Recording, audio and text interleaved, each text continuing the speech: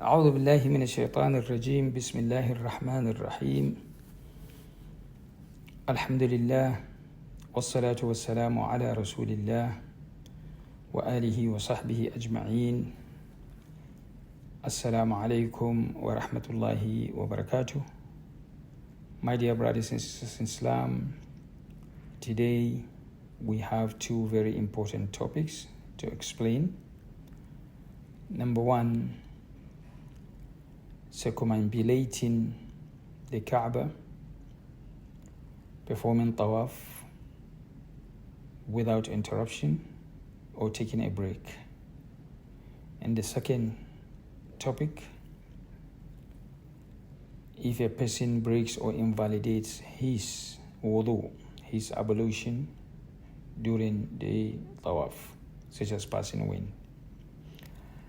These are two very important issues. There are many people, many Muslims around the world frequently asked about because of their importance. I will try with the help of Allah to explain them very briefly and short as part 1 and part 2 without going into many details. The objective or the aim of this is for the brothers and sisters to understand the basic ruling on this important issue so that he or she is aware of it.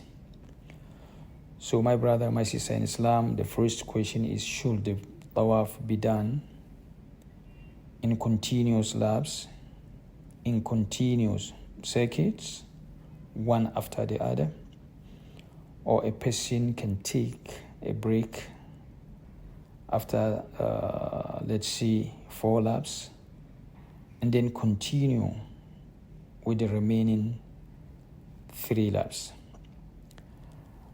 I hope the question is clear. So before we mention the opinions of scholars on this important issue, let us start with the conditions of Tawaf, because for Tawaf to be valid, certain conditions must be fulfilled. Number 1, being a Muslim, means non-Muslim is not allowed to perform Tawaf. This is a consensus among the scholars. Number 2, being of sound mind, means al-aql, according to Hanafis and Hanbalis. Number 3, having intention, having niyyah, forming the niyyah, because intention or niyyah is needed in any ibadah.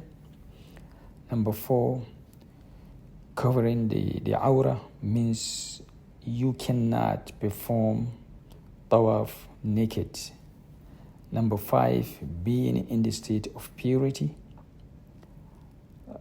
This is to be discussed inshallah in part 2. Number 6, performing 7 complete laps of Tawaf. Number 7, keeping the Kaaba on your left. Number 8, Tawaf must be cover all the Kaaba. Number 9, Tawaf should be on foot if the person is able to walk. Number 10, the laps must be done consecutively. And this will be the subject, and this is the subject of our discussion. Number 11, the Tawaf must be within the boundaries of the Masjid al-Haram, means inside the Masjid al-Haram. Number 12, Tawaf must begin from the Al-Hajar al-Aswad, means the black stone. My brother, my sister in Islam, these are the 12 conditions of Tawaf without which the Tawaf is not valid. So let us answer our question. Should the Tawaf be done in continuous laps, in continuous circuits, one after the other, or a person can take a break between the Tawaf? According to ulama, it is a condition for Tawaf to be valid there should be continuity between the laps. However, if there is a legitimate and valid reason, such as unbearable tiredness due to illness, etc., during the tawaf, the person can rest briefly, then continues. Or iqama for salat, for prayer, is given when a person is doing his tawaf. He or she should stop and perform salat with imam and jama'ah. Then after finishing the salah, after the taslim, he or she must do the remaining laps of tawaf, carrying on from where he or she left off. So, my brother, my sister in Islam, this is the very brief and short answer of this important subject. So, let me summarize it. According to the most correct scholarly view, doing the tawaf laps consecutively is a condition for tawaf to be valid. But a brief interruption between them due to illness or tiredness or sitting for a few minutes, let's say 2 or 3 or 4 or 5 minutes, etc., to rest, that is fine. Or the iqama for salat is given when you are doing your tawaf. As we said, you should stop and perform salat with jama'ah, then complete your tawaf from where you left off in order to perform salat. But if the interruption, if the break is long, listen to this carefully.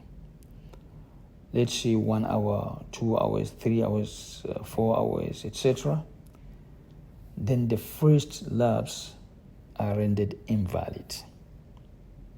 Let me repeat this one again. If the interruption, if the break is long, let's say 1 hour break, 2 hours break, 3 hours, 4 hours, 5 hours, etc., then the first circuits, the first laps are rendered invalid, and you have to start your tawaf all over again because the interruption is too long. It's too long. But if the interruption is brief due to illness, tiredness, sitting for a few minutes, to rest, there's no issue, or iqama is given for salat,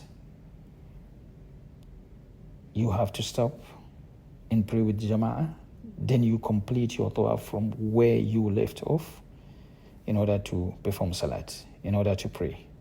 But if the interruption is long, such as 1 hour, 2 hours, 3 hours, 4 hours, etc., then the first laps are rendered invalid, and you have to start your tawaf all over again. I hope this is clear.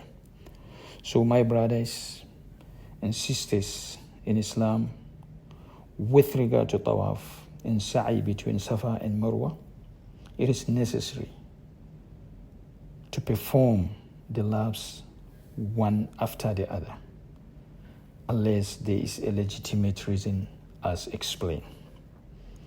I hope the answer is clear, brief and short.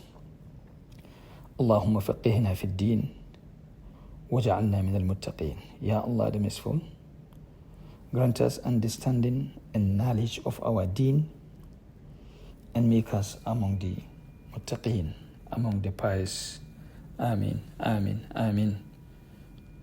هذا وصلى الله على سيدنا محمد وعلى آله وصحبه وسلم تسليما كثيرا والحمد لله رب العالمين. بارك الله فيكم.